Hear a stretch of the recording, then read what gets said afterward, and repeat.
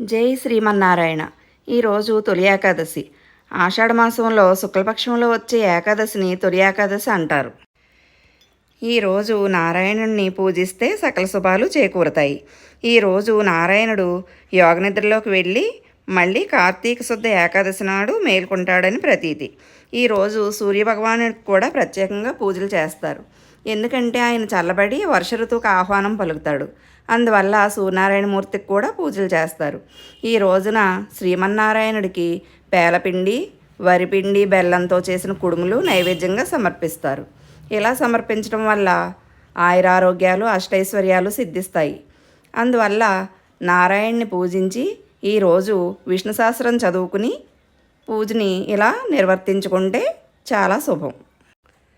జై శ్రీమన్నారాయణ. శ్రీరామ రామ రామేతి రమే రామే మనోరమే సహస్రనామ తత్తుల్యం రామనామవరాననే.